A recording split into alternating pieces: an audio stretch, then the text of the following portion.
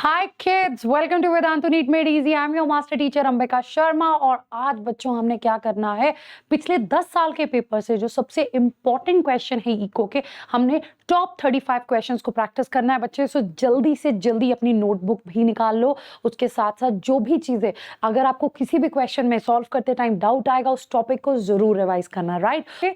चलिए सो शुरू करते हैं बच्चे इको के क्वेश्चंस को सॉल्व करना। सो यहाँ पे आ गया हमारा पहला क्वेश्चन, बड़ा ही कॉमन क्वेश्चन है। हमने बहुत बार ये क्वेश्चन मतलब यूजुअली क्लासेस में कितनी ही बार हम लोग डिस्कस करते हैं कि व्हाट इज निश। और आपको तो पता है द फेवरेट क्वेश्चन, निश और हैबिटेट के बीच का डिफरेंस, राइट बच्चे। सो व्हाट निश is all the biological factors in the organism's environment, the physical space where an organism lives, the range of temperature that the organism needs to live, the functional role played by the organism where it lives. So ये NEET 2018 का question है। जल्दी से, ये बहुत ही easy question से हमने शुरुआत की है। सो फटाफट बता दो बच्चे व्हाट इज निश, and I am pretty sure you know the answer. Yes, what will be the correct answer बच्चे? Yes, so the correct answer will be the functional role played by the organism where it lives. बच्चे, जब भी हम निश की बात करते हैं और हैबिटेट की बात करते हैं, मैंने जब भी ये टॉपिक करवाया है यही बताया है, निश और हैबिटेट। हैबिटेट हो गया जैसे घर का एड्रेस, राइट, किसी ऑर्गेनिज्म का एड्रेस कि कहाँ है, एक्वेटिक हैबिटेट पे है, टेरेस्ट्रियल पे है। निश आ जाता है बच्चे प्रोफेशन, राइट, क्या रोल है उस पर्टिकुलर ऑर्गेनिज्म का, उस पर्टिकुलर हैबिटेट में वो क्या रोल प्ले कर रहा है, वो किस में आ जाता है हमारे पास? वो आ जाता है हमारे पास निश में, राइट बच्चे। और दूसरी चीज ये मैंने आपसे बताया भी था कि अलग अलग ऑर्गेनिज्म, चाहे वो सेम तरह की कंडीशंस में है, वो उन कंडीशंस को कैसे टॉलरेट कर सकते हैं, कैसे नहीं, वो वेरी करता है, राइट बच्चे। ये चीजें भी हम इन्हीं के बेसिस पर ही अलग अलग निश बनते हैं। सो निश क्या आ जाता है? फंक्शनल रोल, राइट, ऑर्गेनिज्म का जहां पे वो रह रहा है, राइट। चलिए अगला क्वेश्चन। सो नेमेटोपोर्स अकर इन, नीट 2018 का क्वेश्चन है। Again a very easy question बच्चे। हेलोफाइट्स में, फ्री फ्लोटिंग हाइड्रोफाइट्स में, कार्निवोरस प्लांट में या सबमर्ज्ड हाइड्रोफाइट्स में? And I am pretty sure maximum बच्चों को ये आंसर पता है, राइट। मैक्सिमम बच्चे जानते हैं कि क्या है नेमेटोफोर्स, कहाँ होते हैं pneumatophores. Yes, so they are halophytes, right बच्चे। What are they are halophytes. हम लोग मैंग्रोव प्लांट्स में ये लोग पढ़ते हैं, राइट। नेमेटोफोर्स क्या है हमारे, ये भी लिख लो साथ के साथ। टैप रूट का मॉडिफिकेशन है। एक क्वेश्चन के साथ बाकी के क्वेश्चन भी रिवाइज करते रहा करो। टैप रूट का मॉडिफिकेशन है ये बच्चे। रेस्पिरेटरी रूट्स हम इन्हें कहते हैं। नेगेटिवली जियोट्रॉपिक है और इनके पास ये आ जाएंगे हमारे लेंटिसिल्स, जिनको हम नेमेथोड्स भी कहते हैं, by which the exchange of gases will be done. So that is why they are known as the respiratory route. और ये कहाँ है? हेलोफाइट्स में, जहां सॉल्ट कंडीशंस बहुत ज्यादा हैं, वहां पर हमें ये नेमेटोफोर्स मिलते हैं, राइट। चलिए, so presence of plants arranged into well-defined vertical layers depending on their height can be seen best in tropical rainforest, grassland, temperate forest या tropical savannas में। जी, कहाँ देखते हैं हम लोग? vertical layers में। कहाँ पर बच्चे? vertical layers। so vertical layers पे भी एक क्वेश्चन आता है, राइट, हमने किया है। देखो अभी के लिए तो करेक्ट आंसर हो गया tropical rain forest. Vertical layer मतलब स्ट्रैटिफिकेशन। किसकी बात कर रहे हैं हम लोग? स्ट्रैटिफिकेशन की। Vertical layers like this, right, like this.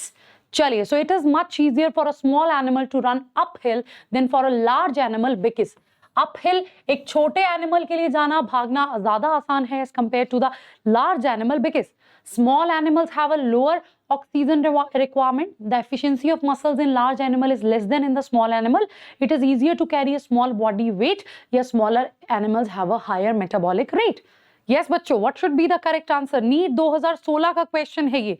जल्दी जल्दी जल्दी, जब भी आप पीवाईक्यू सॉल्व करते हो उसके साथ साथ बच्चों, जब भी आप पीवाईक्यू सॉल्व करते हो उसके साथ साथ आपको एक टॉपिक का आइडिया लग जाता है और उसी तरह के कई बार डायरेक्ट क्वेश्चंस भी आते हैं, राइट। सो क्या होगा इसका करेक्ट आंसर? कि स्मॉलर एनिमल्स, छोटी बॉडी है।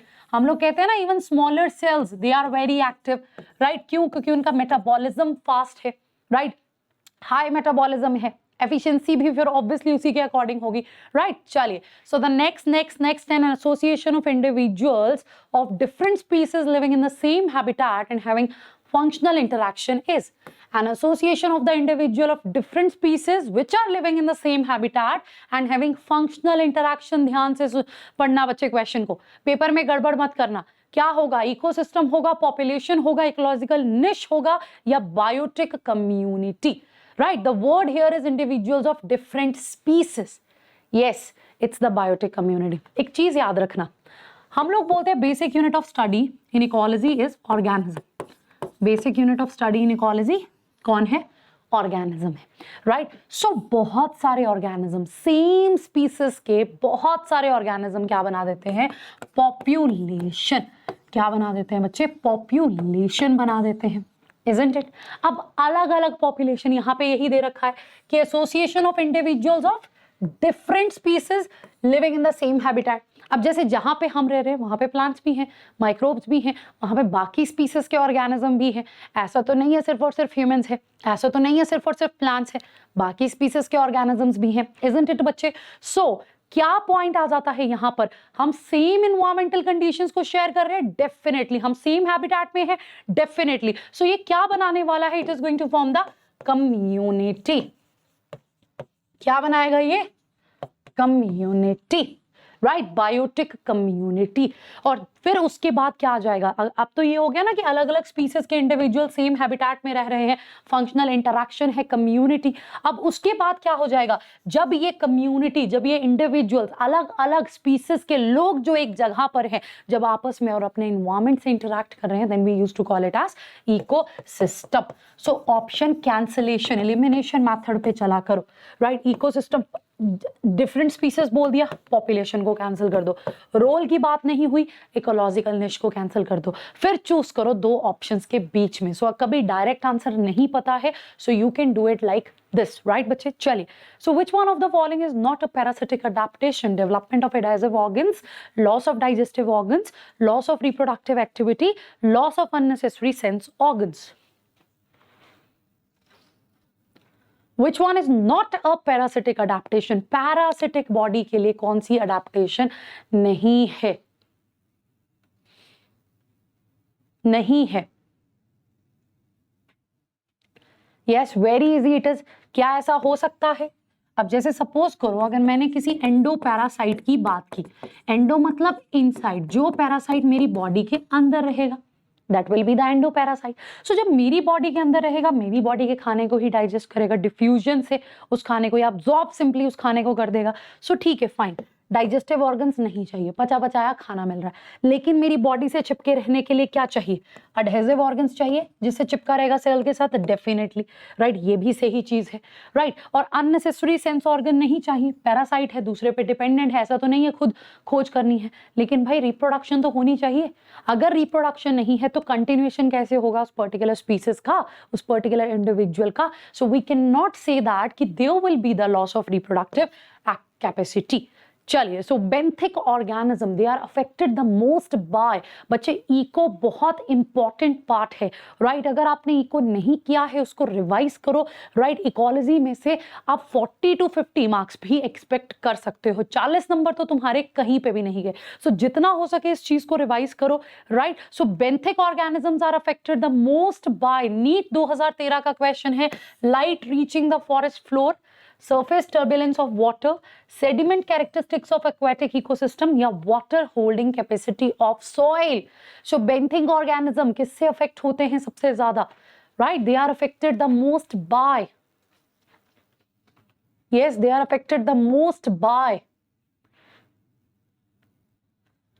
of course, the sediment characteristics of the aquatic organism. benthic, जो हम जब भी एक एक्वेटिक हैबिटेट की बात करते हैं, जो सबसे नीचे, राइट, सबसे नीचे डीप लेयर्स में जो हमें ऑर्गेनिजम्स मिलते हैं, दे आर बेंथिक, जहां पे सनलाइट नहीं पहुंचती. सो डेफिनेटली बच्चे, डेफिनेटली सरफेस टर्बुलेंस से उन्हें क्या मतलब? फॉरेस्ट फ्लोर की तो हम बात ही नहीं कर रहे. वाटर होल्डिंग कैपेसिटी कहां से? क्योंकि बेंथिक ऑर्गेनिज्म है, हम एक्वेटिक हैबिटेट में मिलेंगे. सो क्लियर कट आंसर है सी. राइट, चलिए. So which of the following is not an attribute of a population? Very easy it is बच्चे, नीट 2020 का क्वेश्चन है ये, बहुत ही आसान क्वेश्चन है. राइट, आपके टर्म 2 में भी ये चैप्टर है. राइट, तो फटाफट आंसर कर दो कि विच of the following is not an attribute of a population. कौन से वाला पॉपुलेशन का एट्रीब्यूट नहीं है? राइट, पॉपुलेशन का एट्रीब्यूट कौन से वाला नहीं है? Is it the sex ratio, is it the natality, mortality, species interaction? Yes, very easy it is. I hope आप लोगों ने आंसर दे दिया होगा। Definitely it is the species interaction. क्या हमने इसको वहां पढ़ा था पॉपुलेशन के एट्रीब्यूट में? डेफिनेटली नहीं। सेक्स रेशियो को, मेल फीमेल के रेशियो को डेफिनेटली पढ़ा था। बर्थ रेट, डेथ रेट ये भी किया था, लेकिन स्पीसीज इंटरैक्शन कहाँ आ गया पॉपुलेशन में? और पॉपुलेशन की बात हो रही है, so individual of the same species are going to make the population of a particular area and we know it, right? चलिए next one, carnivorous animals, lions and leopards, they occupy the same niche, but the lions, they predate mostly larger animals and the leopards take smaller one. So this mechanism of competition, it is referred to as, yes bachcho, so carnivorous animals, lions and leopards, they occupy the same niche, but lions predate mostly larger animals and leopards take smaller one.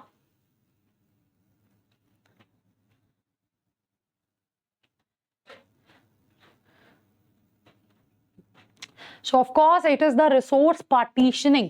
याद करो जरा Gauss साहब को, उनका competition exclusion principle याद है? Competition exclusion principle, जब भी कोई रिसोर्स लिमिटेड है, दो स्पीसीज उसके लिए कॉम्पीट कर रही है, ऑब्वियसली बात है जो स्ट्रॉन्गर वन है वो वीकर वन को रिप्लेस करेगी। सो जहां पे कंपटीशन है वहां पे सर्वाइवल के लिए बेस्ट चीज क्या है? यही क्वेश्चन बच्चे एक और वे में भी पूछा गया था। That is why it is advise to practise the PYQs, क्योंकि यही क्वेश्चन एक और तरीके से भी पूछा गया था, राइट? किसके ऊपर? रिसोर्स पार्टीशनिंग के ऊपर। सो रिसोर्स पार्टीशनिंग हमने डिवाइड कर लिया। जैसे घर में, चलो आजकल तो अलग अलग नेटफ्लिक्स, अमेजन प्राइम, ये सारी आईडीज है, बट हमें पता है, राइट? हमें पता है घर में क्या होता है। टीवी देख रहे हैं, सिबलिंग्स है, लड़ेंगे आपस में, मुझे रिमोट चाहिए, मुझे रिमोट चाहिए। झगड़ा खत्म करने के लिए क्या किया जा सकता है कि भाई 12 से 3 बजे का तेरा स्लॉट है, 6 बजे से लेकर 9 बजे तक का मेरा स्लॉट है, एक दूसरे को डिस्टर्ब नहीं करेंगे, उस टाइम एक दूसरे से रिमोट नहीं छीनेंगे। सेम इज द केस है, रिसोर्स को डिवाइड कर लो, ठीक है? दोनों को पता है कि दोनों को एक जगह पे रहना है, कॉम्पिटिशन है, तो क्या किया जाए? ठीक है, अपने हम लोग प्रेडेटर्स हैं, अपने प्रेस को डिवाइड कर लो, राइट? उसके अकॉर्डिंग सर्वाइवल भी हो जाएगा। Then, so it is the resource partitioning. चलिए next one, between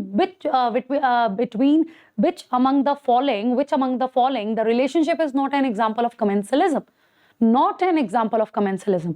बच्चे अक्सर PYQ सॉल्व करते समय, चलो PYQ तो नहीं कहूंगी, नीट के पेपर में भी, राइट? नीट के पेपर में भी बच्चे क्या करते हैं, बच्चों को क्या दिक्कत रह जाती है बच्चे, कि वो क्वेश्चन ध्यान से नहीं पढ़ते। उस टाइम तो चलो एंग्जाइटी भी है और परफॉर्मेंस प्रेशर भी है, उस टाइम पे ये भी है कि सही करना है, जल्दी करना है, फिजिक्स करनी है, केमिस्ट्री करनी है, हम ना क्वेश्चन का स्टेटमेंट मिस कर जाते हैं। It is relationship is not an example, we are not talking about the commensalism. इनमें से एक ऑप्शन है जो कमेंसलिज्म नहीं है, तो हमें क्वेश्चन ध्यान से पढ़ना है। सो जितना आप PYQ सॉल्व करते हो उतना आप उस चीज को मैनेज करना सीखते हो, इसलिए एग्जांपल्स देखो और फटाफट आंसर करो। Orchid and tree on which it grows, cattle egret and grazing cattle, sea anemone and clownfish, female wasp and fig species. Not an example of commensalism. ये वाली चीज है पॉपुलेशन इंटरैक्शन, ये तो तुम लोगों के बच्चे, स्पीसीज इंटरैक्शन, ये तो तुम लोगों के फिंगर टिप्स पे होना चाहिए। जल्दी, yes, of course it is the female wasp and the fig species. ये तो एक तरह से क्या है, एक तरह से म्यूचुअलिज्म है। फिग स्पीसीज की बात करो, याद है वो क्या है? हाइपेंथोडियम है। वो एक तरह से इस तरह की इनफ्लोरोसेंस है जिसमें एक पोर है, क्या करेगी? वास्प उसमें एंटर करेगी, एग ले करेगी, राइट? साथ में जब यहां से वहां गई, दूसरे वाले के पास गई, जब एग ले करेगी, एग्स को क्या मिल गई? प्रोटेक्शन मिल गई। जब वहां से वास्प गई दूसरे वाले हाइपेंथोडियम पे, तो एक तरह से पॉलिनेशन भी कर दी।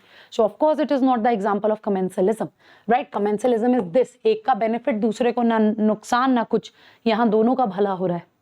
सो asymptote is in a logistic growth curve. कितनी बार हम लोगों ने डिस्कस की है ये चीज, कितनी ही बार हम लोगों ने ये चीज डिस्कस की है जब लाइव क्लासेस मैंने तुम लोगों के साथ यूट्यूब पे ली है, कि asymptote in a logistic growth curve is obtained when k equals to n, k is greater than n is greater than k, या the value of r approaches 0.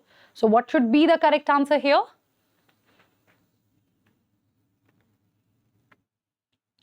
So k equals to n, k carrying capacity and population size.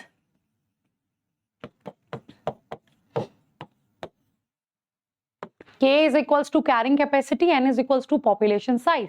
So जब बच्चे carrying capacity के equal population size हो गया, further growth नहीं होती, right? जैसे हम लोग logistic growth curve model, वर्हल्स्ट पर logistic growth curve model यही करते हैं। सबसे पहले लैग फेज, इस पर से नीट 2020 में भी क्वेश्चन है, 21 में भी।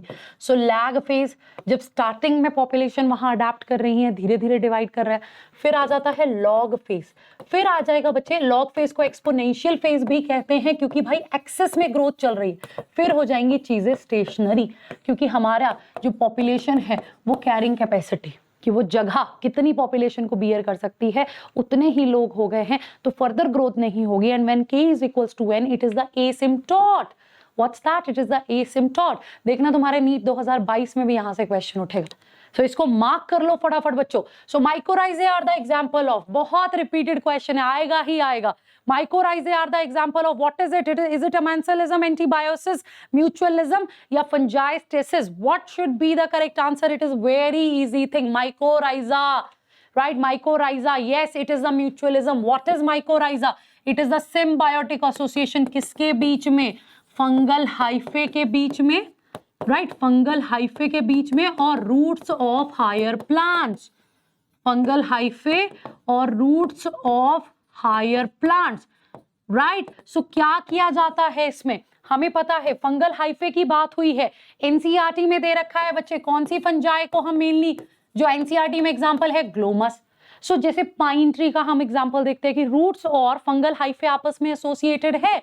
फंगस उसको सॉइल से फॉस्फोरस अब्सॉर्ब करके देगी, क्योंकि पाइनस भी ऐसी सॉइल में ग्रो कर रहा है जो कि जहां पे न्यूट्रिएंट्स बहुत ज्यादा नहीं है, रूट्स खुद से वो न्यूट्रिएंट अब्सॉर्ब नहीं कर पा रही, फंगस उसको अब्सॉर्ब करके देगी, इन रिटर्न फंगस को शेल्टर मिल रहा है, खाना मिलेगा, that's all. So what is it? It is the mutualism. चलिए, the term ecosystem was coined by Ernst Haeckel, Ernst E Warming, E P. Odum या A G. Tansley. The word is ecosystem. Ecosystem और ecology में confuse मत होना। Ecosystem है तो it is AG. Tansley, जिसको पता है बहुत बढ़िया, जिसको नहीं पता है लिख लो, इंपॉर्टेंट है, 2016 का है, हो सकता है 2022 में रिपीट हो जाए। So A G. Tansley coined the term ecosystem. So paper देख लेना, इकोसिस्टम है या इकोलॉजी। चलिए next, in an ecosystem the rate of production of organic matter during photosynthesis. Now they are asking about the organic matter, right? Rate of production of organic matter which is synthesized during photosynthesis. Yes, सारी option देख के इतना तो हमने conclude कर लिया कि भाई प्रोडक्टिविटी से क्वेश्चन है, प्रोडक्टिविटी से। लेकिन कौन सी प्रोडक्टिविटी होगी? Definitely it will be GPP, total gross primary productivity. अब एनपीपी क्या हो जाएगा? नेट प्राइमरी कितना हो जाएगा? GPP minus R, that is respiration, right? जैसे प्लांट ने भाई 20,000 रुपए कमाए, उसमें से उसने 15,000 रुपए खर्च कर दिए, 5,000 बचा, वो एनपीपी है। सो यहाँ पे भी rate of production of organic matter पूछा था, so it will be GPP. So जो प्लांट ने खर्च कर लिया वो माइनस आर, रेस्पिरेशन बचा हुआ एनपीपी, जो अगले ट्रॉफिक लेवल के लिए सेकेंडरी जीपीपी की तरह एक्ट करेगा। चलिए नेक्स्ट, सो सेकेंडरी प्रोडक्टिविटी देखा, आ गया 2013 में ही ऐसा क्वेश्चन है, 2013 में ही है। So secondary productivity is the rate of formation of new organic matter by, yes, new organic matter by, of course हमने अभी डिस्कस किया अगला ट्रॉफिक लेवल। सो जब मेरा पहले प्लांट्स ने फोटोसिंथेसिस की, these are the producers, सो जो मेरी सेकेंडरी प्रोडक्टिविटी होगी वो कौन दिखाएंगे? Consumers, right? सो इस तरह से कंसेप्ट जुड़े हुए हैं आपस में। चलिए, so which one of the following ecological pyramid is generally inverted? The word is generally. बच्चे यहाँ पे इसको ऐसे याद रखा करो कि कौन सा हमेशा सीधा है, राइट? कौन से इन्वर्टेड है उसको याद कर लोगे, बाकी का इजी हो जाएगा। Yes, elimination method you can try. I hope आप लोगों ने आंसर दे दिया होगा। Of course pyramid of energy is always upright, no matter what. हमें पता है जितनी एनर्जी यहाँ है उसका 10% आगे जाएगा, इसका भी 10%, इसका भी 10%। So pyramid of energy is always upright, right? Pyramid of biomass in a forest, biomass किसकी बात हो रही है? ऑर्गेनिक मैटर की बात हो रही है, राइट, ऑर्गेनिक मैटर की बात हो रही है। सो डेफिनेटली वो भी हमेशा क्या रहता है बच्चे, हमेशा स्ट्रेट रहेगा, अपराइट रहेगा। Pyramid of number in grassland, number का पिरामिड ग्रासलैंड में, ग्रास भाई ज्यादा, फिर उसके ऊपर कंज्यूमर उससे कम, of course it will be upright. But when you talk about the biomass, the organic matter in a sea, right, the pyramid of biomass will be inverted. क्योंकि हमें पता है पहले क्या आएंगे, प्लैंक्टन्स आएंगे, उनका कितना ही, प्लैंक्टन्स और लार्ज फिशेस को कंपेयर करके देखो बायोमास के वे में, सो आप हमें पता लग जाता है कि ऑब्वियस सी बात है बायोमास एक लार्ज फिश का ज्यादा है, so it is going to be inverted. What type of ecological pyramid would be obtained with the help of following data? Secondary consumer is 120 gram, primary consumer is 60, primary producer is 10. और बच्चे देखा, हम mark कर सकते हैं कि हमें growth curve से क्वेश्चन है, हमें इंटरेक्शन से क्वेश्चन है, हमें इकोलॉजिकल पिरामिड से क्वेश्चन आए हैं. सो इन सब के साथ साथ आप लोग इंपॉर्टेंट क्वेश्चंस को मार्क भी कर सकते हो. So kindly do that. Of course it will be inverted. Biomass बोला है, अपने आप देखो, producer 10 gram, consumer 60, secondary consumer 120. So ये हो गया, it will be like this. So Alexander von Humboldt आ गया हमारा. Biodiversity described for the first time, laws of limiting factor, species area relationship, population growth equation या ecological biodiversity. I am pretty sure बच्चों को ये पता है. Alexander von Humboldt की बात कर रहे हैं हम लोग. यस बच्चे, he describe for the first time. You all can answer. I am pretty sure it is the species area relationship. याद आया, S is equals to CAZ. S क्या है, राइट, एस क्या है, स्पीसीज रिचनेस. सी ए हो गया area, G is the regression coefficient, regression coefficient, right, and C will be the y intercept. याद आया बच्चे, z की वैल्यू हम कंसिडर करते हैं, राइट, जो बड़े बड़े कॉन्टिनेंट है वहां वेरी करती है, राइट, अदरवाइज हम कहते हैं कि हर जगह कांस्टेंट रहेगी 0.6 से 1.2 के बीच में, राइट, चेक कर लेना एक बार, यहां तक हम कंसिडर करते हैं. यस, चलिए next. Which of the following is correctly matched? Aerenchyma, opuntia, age pyramid, biome, parthenium, threat to biodiversity, stratification, population. Luckily इसी क्लास में ये सब डिस्कस हो चुका है और मुझे बहुत अच्छे से पता है कि हमारे बच्चे इन चीज का आंसर अच्छे से दे देंगे. हमने इतनी इको कर रखी है. यस बच्चों, विच of the following is correctly matched? Is it aerenchyma, is it age pyramid, parthenium या स्ट्रैटिफिकेशन?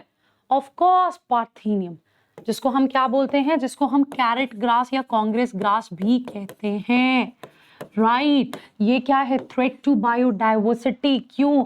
क्योंकि ये भी एक इन्वेडर है, राइट. हमने जब इवेल क्वार्टेट पढ़ते हैं, हम होएक पढ़ते हैं. होएक याद है, habitat loss and fragmentation, over exploitation, alien species invasion और को एक्सटिंक्शन. सो उसी तरह से पार्थेनियम भी एक तरह से इन्वेडर है, right. So this one is correctly matched because it is the threat to biodiversity. and Opuntia बच्चे it's a zero fight. और एरेनकाइमा हमारा कहाँ होना चाहिए? Aquatic. A for aerenchyma, A for air spaces, A for aquatic plants. Fine. As pyramid biome ये तो बिल्कुल नहीं बनता.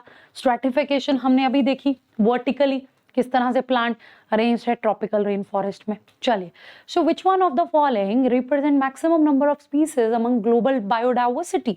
2014-2013 में सेम क्वेश्चन आया है. इसका मतलब क्या है कि ये वाला क्वेश्चन हमारा इंपॉर्टेंट है. Which of the following represent maximum number of species माने species richness among global biodiversity? So of course it is fungi. लेकिन अब वो ट्रिक याद रखना, fungi farm, right, fungi farm, कि किस किस के साथ कंपेयर किया गया था. जो बुक में लिखा है, fishes, amphibian, reptiles and mammals, right. Fungi farm याद रखना बच्चे. चलिए, so which one of the following is not a method of in situ conservation of biodiversity? Even this is important. Not a method of in situ conservation. So सबसे पहले तो हमें इन situ conservation पता होना चाहिए, है ना. So Sacred Grove, Biosphere Reserve, Wildlife Sanctuary, Botanical Garden.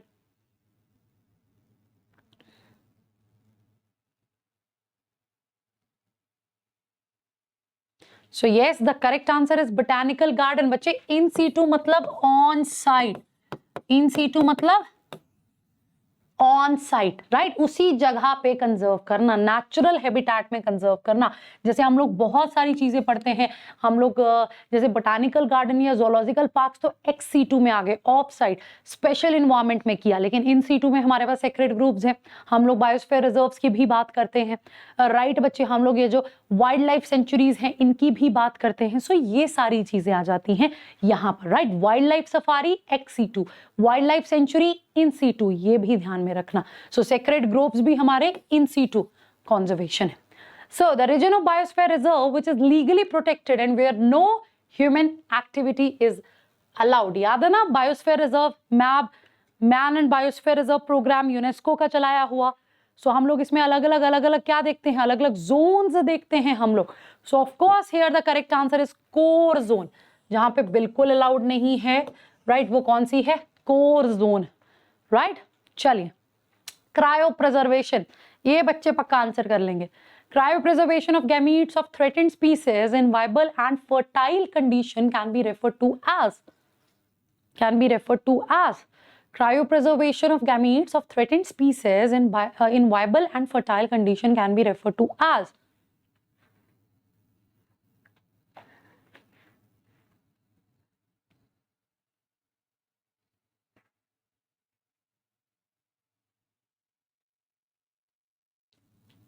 Yes, so it is the advanced XC2 conservation। बच्चे ये भी XC2 conservation का ही एक तरीका है, एडवांस तरीका है, ये जरूरी है मार्क कर लेना। क्रायो प्रिजर्वेशन याद है, -196 डिग्री सेल्सियस में लिक्विड नाइट्रोजन में उस चीज को स्टोर करके रखना, राइट, लिक्विड नाइट्रोजन में उस चीज को -196 डिग्री सेल्सियस में स्टोर करके रखना, राइट बच्चे। गैमीट्स है, पॉलन ग्रेन्स है, इस तरह से। So which one of the following is secondary pollutant? कौन सा है secondary pollutant? Carbon monoxide, carbon dioxide, sulphur dioxide या फिर O3 ओजोन? यस, सो इसका आंसर करने के लिए सेकेंडरी पॉल्यूटेंट पता होना जरूरी है। डेफिनेटली सेकेंडरी पॉल्यूटेंट तो हमें पता ही होना चाहिए कि कौन सा है।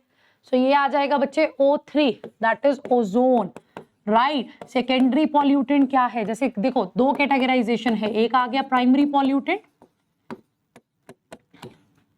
एक आ गया secondary pollutant, isn't it? One is primary pollutant, another is secondary pollutant. So बच्चे ये जो प्राइमरी पॉल्यूटेंट है, ये वैसे बच्चे हैं जिनको घर से जैसे भेजा वो वैसे ही गए, है ना। वो बाहर जाके कोई मेकअप नहीं किया, बाहर जाके कोई कपड़े नहीं चेंज किए, मम्मी बेचारी ने कफ अच्छे से लगा के, बटन लगा के भेजा, टाई वाई लगा के भेजा, बच्चे ने ऐसे ऐसे छीन के उखाड़ दिया कि मम्मी हम ऐसे घूमेंगे, दैट आर सेकेंडरी। सो जो एज सच रहे, जो पॉल्यूटेंट जैसे रिलीज हुए थे वैसे ही नेचर में गए, दे आर प्राइमरी पॉल्यूटेंट। लेकिन जो पॉल्यूटेंट चेंज हो गए, रिएक्शंस हो गई, they are secondary. And O3 is one of that example. O3 हो गया, राइट, पैन हो गया, ये किसके एग्जांपल है? सेकेंडरी पॉल्यूटेंट्स के। पेरोक्साइल एसाइल नाइट्रेट, चलिए पेरोक्सी एसाइल नाइट्रेट। चलिए अगला question, which one of the following statement is not valid for aerosol? देखो बच्चे PYQ कर रहे हैं, पिछले कम से कम पिछले 10 साल, हाँ पिछले 10 साल से हमने क्वेश्चंस उठाए हैं, पिछले 10 सालों के क्वेश्चन, और सबसे इंपॉर्टेंट क्वेश्चंस को उठाया, इससे ज्यादा क्वेश्चन है, हमने कोई टॉप 35 क्वेश्चंस उठाए हैं ताकि आपको आइडिया लग जाए कि किस तरह का क्वेश्चन आता है। सो अटेंटिवली चीजों को सुनना, एक बार लाइक जरूर कर देना, एक बार शेयर जरूर कर देना, चैनल को सब्सक्राइब कर लो बच्चे, ऐसे अच्छे सेशन तुमको मिलते रहेंगे। सो फटाफट, विच one of the following statement is not valid for aerosols? कौन से वाली स्टेटमेंट एरोसोल्स के लिए वैलिड नहीं है? They alter the rainfall and monsoon patterns, they cause increased agriculture productivity, they have negative impact on agriculture land, या they are harmful to human health, which is not valid for aerosols. So yes, the correct answer is कि भाई pollutant है, pollutant है तो agriculture productivity तो बढ़ा ही नहीं सकता, बाकी कुछ करे ना करे। So definitely B will be the correct answer. चलिए, so acid rain is caused by increase in the atmospheric concentration of, acid rain बहुत छोटी छोटी क्लासेस में भी पढ़ते हैं, बहुत आराम से आंसर कर सकते हैं हम इस चीज का। Acid rain is caused by increase in the atmospheric conditions of, yes, concentration of rather, SO2 and NO2, H2SO4 बन जाता है और HNO3, H2SO4 sulphuric acid, HNO3 nitric acid will form, right? चलिए, so biochemical oxygen demand may not be a good index for the pollution for water bodies receiving effluents from. So BOD may not be a good index for the population for water bodies receiving effluents from domestic sewage, dairy industry, petroleum industry, sugar industry. Quite easy बच्चे. BOD may not be a. Yes, so what should be the correct answer? Petroleum industry. अब इसका क्या मतलब हुआ? Biochemical या biological oxygen demand. अब जैसे ये मेरी water body है, it is enriched with the organic matter. Let's say ये मेरी जो water body है ये भरी पड़ी है किसके साथ? Organic matter के साथ. It is enriched with what? It is enriched with organic matter. Let's say that.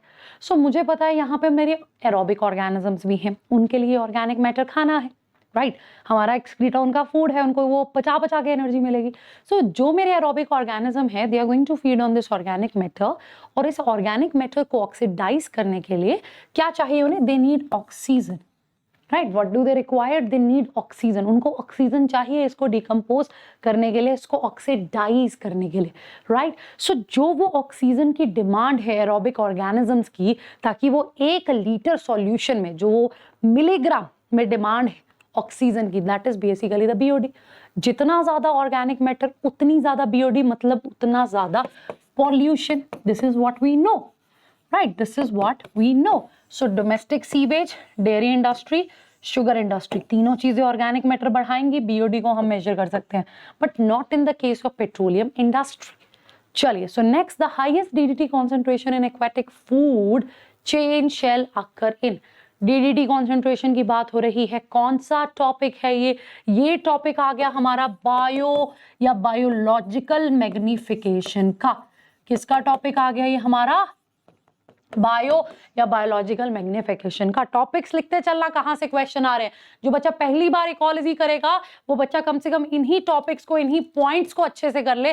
That will be good for that kid. Yes, highest DDT concentration bio magnification है, एक्यूमुलेशन होता रहेगा. डीडीटी और mercury का हमने example किया था, USA में study किया गया था कि कैसे बर्ड्स की पॉपुलेशन डिक्लाइन होगी क्योंकि कैल्शियम मेटाबॉलिज्म प्रॉपर नहीं है, एग शेल थिन हो गए, पॉपुलेशन तो डिक्लाइन होनी है, अंडे हैच होने से पहले टूटने लग गए. सो जैसे जैसे ट्रॉफिक लेवल बढ़ा, एक्यूमुलेशन होती रही इन चीजों की. ना ये मेटाबोलाइज हो रहा था डीडीटी और मर्क्यूरी, ना ही बॉडी से बाहर जा रहा था, एक्यूमुलेट होता जाएगा. सो जैसे जैसे ट्रॉफिक लेवल बढ़ेगा ये एक्यूमुलेशन, ये अमाउंट, ये कॉन्सेंट्रेशन बढ़ेगी. सो यहाँ पे सबसे ऊपर कौन है? Seagull. So that is why B is the correct answer. चलिए next one. So increase in the concentration of the toxicant at successive trophic level is known as. देखा, अभी ये चीज पढ़ी 2016 2015. क्वेश्चन देखो कैसे रिलेटेड आते हैं. NEET 2016, NEET 2015. जिसका अपने आप देखो, जिसने PYQ सॉल्व किए हैं, इस क्वेश्चन को सॉल्व करने के लिए आंसर देगा. बायो मैग्निफिकेशन पढ़ेगा, मर्क्यूरी और डीडीटी की एग्जांपल करेगा. सो जब मर्क्यूरी और डीडीटी की एग्जांपल करेगा तो ऑब्वियस ही बात है सब कुछ ध्यान से पढ़ेगा. 2016 में भी question solve. So this is the beauty of practising the PYQ. बच्चे अगर अभी भी नहीं जागे हो, जाग जाओ, MCQ सॉल्व करना शुरू कर दो. This is the most important thing. चलिए next. So biomagnification is the correct answer, we know it. So here we have the next question ki polyblend, which is a fine powder of recycled modified plastic, has proved to be a good material for making tubes and pipes, making plastic sacks, use as a fertilizer, construction of the roads. याद है polyblend है ना, plastic से related हमने पढ़ा था. Bitumen के साथ मिक्स करके वाटर होल्डिंग कैपेसिटी बेटर हो जाएगी. Yes, water repelling, construction of the roads के कंस्ट्रक्शन के लिए, राइट. एनसीईआरटी. क्या एक भी क्वेश्चन एनसीईआरटी से बाहर मिला? क्या एक भी क्वेश्चन एनसीईआरटी से बाहर मिला? नहीं. This is the beauty of NCERT. So revision करना शुरू कर दो बच्चे इन क्लासेस का, आपको यही बेनिफिट रहेगा. ज्यादा से ज्यादा एमसीक्यू सॉल्व करो, राइट. सारे के सारे सेशंस देखना, 6 सेशंस है. सबसे इंपॉर्टेंट टॉपिक्स को हमने टारगेट किया है, राइट बच्चे. सो जितना हो सके इनको प्रैक्टिस करना, क्वेश्चंस को आपके वो टॉपिक और वो चैप्टर भी पूरे होते रहेंगे. इसी तरह से हम ज़ूलॉजी के लिए भी करेंगे. चलिए, so the next one. Which of the following method is the most suitable for disposal of nuclear waste? Bury the waste within the rocks, deep below Earth's surface, shoot the waste into space, bury the waste under Antarctic ice cover, and dump the waste within the rocks under oceans. We know the correct answer. Common sense है भाई, common sense है. अर्थ के surface के नीचे rocks में दबा दो, क्योंकि ये वेस्ट भी अगर प्रॉपरली डिस्पोज नहीं हुआ, it is going to harm. So in the next question, which of the following pair of gases is mainly responsible for greenhouse effect? Easiest question. Yes. Of course CO2. Temperature बढ़ा देती है, right. CO2 है, methane है, उसके अलावा chlorofluorocarbons भी role play करने वाले हैं. चलिए, so the UN Conference of Parties on Climate Change in the year 2012 was held at. Yes बच्चों, UN का Conference of Parties on Climate Change in the year 2012, it was held at Doha. So इसको लिख लो, इसको mark कर लो. चलिए, next one, Montreal Protocol was signed in 1987 for control of, again NCERT, transport of genetically modified organism, emission of ODS, ozone depleting substances, release of greenhouse gases या disposal of e-waste, electronic waste. So what should be the correct answer बच्चे? One more question, बस फिर session over होने वाला है. So जल्दी से बताइए क्या होगा इसका correct answer. Definitely it is related to ODS. So इसके साथ साथ एक बार क्योटो प्रोटोकॉल को भी रिवाइज कर लेना. चलिए, snow blindness in Antarctic region is due to the freezing of fluid in the eye by low temperature, inflammation of cornea due to high dose of UV B radiation, so high reflection of light from snow, या damage to retina caused by infrared rays. So slow blindness in Antarctic region. क्या था Antarctic region में? Antarctic region में थी ozone depletion. So जब ozone depleted है, so harmful UV radiations आएंगी earth surface पे, स्किन कैंसर भी करती है और साथ में कॉर्निया को की इन्फ्लेमेशन भी. So definitely it is the B which is the correct answer. So I hope आप सबने बहुत अच्छे बच्चों की तरह MCQ प्रैक्टिस किए हो, क्योंकि ये बहुत ज़्यादा इंपॉर्टेंट है. रिवाइज साथ के साथ करते रहना, ये नहीं है एक बार सॉल्व कर लिया हमें सब आ गया. रिपीटेडली रिवाइज करो उन चीज़ों को, ताकि आपका वो टॉपिक बहुत अच्छे से हो जाए. सो टिल देन बच्चे, टेक केयर. जल्दी ही मिलेंगे सेशंस में, टॉपिक डिस्कस करेंगे. तब तक के लिए MCQ सॉल्व करते रहो. So bye bye, take care, all the best.